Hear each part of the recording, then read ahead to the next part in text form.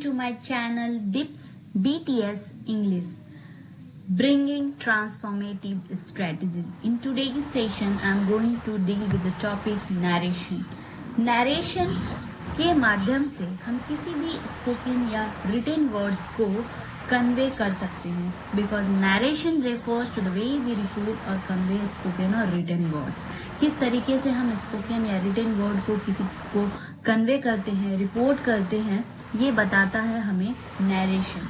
ठीक है, नरेशन को बेसिकली 2 टाइप्स में डिवाइड किया गया है, क्लासिफाइड किया गया है. The first one is direct speech, यानी स्पीकर का जो एग्जैक्ट वर्ड होता है. जैसे मैं अगर कुछ बोल रही हूँ, सपोज करिए अभी मुझे कोई कॉल आया और मैंने उठा के कहा कि मैं अभी पढ़ा रही हूँ, बाद में बात करूंगी.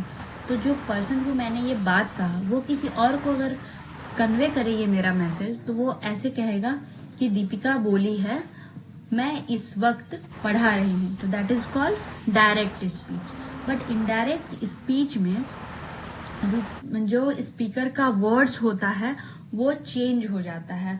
वो इंसान अपने तरीके से बोलता है. जैसे कि अब वो व्यक्ति ऐसे बोले कि दीपिका अभी पढ़ा रही है इसलिए उसने बात नहीं किया.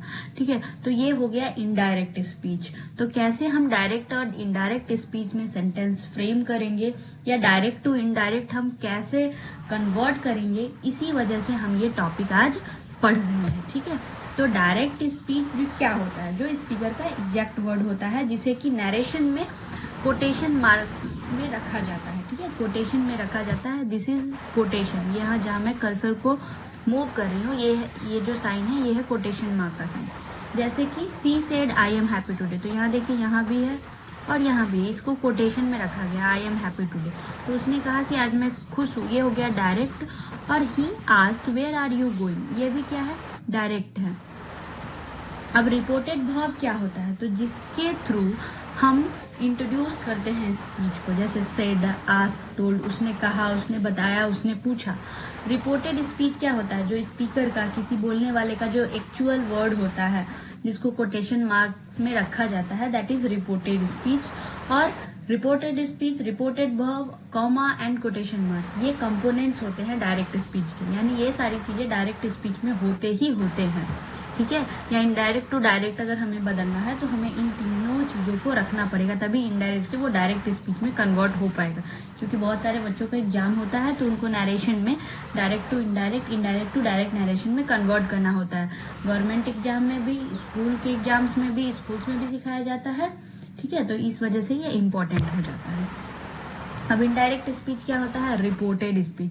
इनडायरेक्ट स्पीच जो होता है, स्पीकर का वो वर्ड होता है जिसको विदाउट कोटेशन मार्क रिपोर्ट किया जाता है और उसमें कुछ सर्टेन ग्रामेटिकल चेंजेस होते हैं. जैसे डायरेक्ट में अगर है कि she said I am happy today, तो इनडायरेक्ट में क्या हो जाएगा, सी said that she was happy that day. तो यहाँ पे कुछ ग्रामेटिकल चेंजेस हुए. ठीक है, लिखने के क्रम में हम डायरेक्ट चेंजेस, बोलने में तो हम अपने भाषा में बोल देंगे और या फिर जैसे स्पीकर बोला है उसका सेम स्टेटमेंट किसी को बता देंगे. जैसे अभी मैंने आपको कॉल वाला एग्जाम्पल दिया. बट रिटन में या किसी एग्जाम में किस तरीके से हम करेंगे, उसके लिए हमें ग्रामेटिकल रूल्स पढ़ने होंगे. ठीक है, तो इस चेंज जब हम करते हैं इनडायरेक्ट स्पीच में तो हम कोटेशन मार्क को रिमूव कर देते हैं. और यूजुअली जो चेंजेस होते हैं वो रिपोर्टेड स्पीच, टेंस के रिपोर्टेड स्पीच में होते हैं. ठीक है, अब प्रोनाउन, टाइम, एक्सप्रेशन, मॉडल्स जो है उसी के आधार पे वो भी बदल जाते हैं, चेंज हो जाते हैं. अब रूल्स क्या है डायरेक्ट स्पीच से इनडायरेक्ट स्पीच में करने का, तो टेंस में कैसे आता है, टेंस में ऐसे आता है कि वो एक स्टेप बैक चला जाता है, बैक शिफ्ट होता है. ठीक है, जैसे प्रेजेंट सिंपल में अगर सेंटेंस होता है तो पास्ट सिंपल में चला जाता है. प्रेजेंट कंटिन्यूअस में है तो पास्ट कंटिन्यूअस में चला जाता है. प्रेजेंट परफेक्ट पास्ट परफेक्ट में, पास्ट सिंपल पास्ट परफेक्ट में, past continuous past perfect continuous. ठीक है, तो शिफ्ट हो जाता है. अगर आप लोगों को टेंस नहीं मालूम है कि क्या है, आपने टेंस नहीं पढ़ा है, तो टेंस की सीरीज में आई बटन में ऊपर डाल दूंगी, आप लोग देख लीजिएगा, या डिस्क्रिप्शन में मैं डाल दूंगी. ठीक है, वॉइस का भी ऑलरेडी पूरा प्लेलिस्ट और टेंस का दोनों का प्लेलिस्ट जो है मैंने ऑलरेडी अपलोड कर रखा है. ठीक है, तो एग्जाम्पल से समझते हैं. जैसे अगर सिंपल प्रेजेंट टेंस है, ठीक है, तो सेंटेंस ये होगा I play football, he said. तो इसे हम शिफ्ट कर देंगे पास्ट सिंपल में, ही said that he played football. I am watching TV, C said. ये कैसा सेंटेंस है, ये कॉन्टिन्यूअस है, प्रेजेंट कॉन्टिन्यूअस, तो इसे हम पास्ट कॉन्टिन्यूअस में सी कर देंगे। She said that she was watching TV. I have finished my work कैसा है, present perfect. He said that he had finished his work, past perfect. I went to the market, he said, ये कैसा है, past simple, इसे हम change कर देंगे। He said that he had gone to the market, past perfect में, ठीक है। I was reading a book, she said, ये कैसा है, पास्ट कॉन्टिन्यूअस, इसे हम शिफ्ट कर देंगे पास्ट परफेक्ट कंटिन्यूअस में। She said that she had been reading a book, okay. तो इस तरीके से हम डायरेक्ट टू इनडायरेक्ट टेंस में, जैसे मैंने यहाँ पे बताया है कि प्रेजेंट सिंपल पास्ट में, प्रेजेंट कॉन्टिन्यूअस पास्ट कॉन्टिन्यूअस में, present perfect past perfect, past simple past perfect में, past continuous past perfect continuous में शिफ्ट हो जाएगा। अब एक्सेप्शन है। एक्सेप्शन ये है कि जब भी यूनिवर्सल ट्रूथ रहेगा तो प्रेजेंट सिंपल टेंस जो रहेगा वो रिमेन्स रहेगा, ठीक है। जैसे the sun rises in the east, तो इसे हम बदल नहीं सकते हैं, दैट्स वाई ये सेम ही रहेगा। यहाँ पे यूनिवर्सल केस में ये सेम ही रहता है, ये चेंज नहीं होता है। प्रोनाउंस में कैसे चेंज होता है, जब सी जैसे I like ice cream, she said that she liked ice cream, ठीक है। आई को हमने सी में चेंज कर दिया। You are my best friend, he said to me, he told me that I was his best friend. तो देखिए कहाँ पे प्रोनाउंस चेंज हो गए हैं, ठीक है। डायरेक्ट से इनडायरेक्ट स्पीच अगर टाइम और प्लेस है तो उसमें भी वर्ड में चेंजेस आते हैं। जैसे टुडे है तो दैट डे, टुमारो है तो the next day, the following day, yesterday है तो the previous day, the day before, now से देन, हेयर से देयर, इस तरीके से चेंजेस आते हैं। उसके बाद एग्जाम्पल है, जैसे I am happy today, she said that she was happy that day. Today किस में चेंज हो गया, दैट डे में। I will go tomorrow, he said that he would go to the next day. Tomorrow किस में change हो गया, the next day में। I went there yesterday, she said that he had gone there the previous day. Yesterday previous day में change हो गया। आई am busy now, he said that he was busy then. I am staying there here, she said that she was staying there. Here कहाँ change हो गया, there में, ठीक है। अब मॉडल्स चेंज होते हैं, कैन कुड में, विल वुड में, मे माइट में, मस्ट हैड टू में।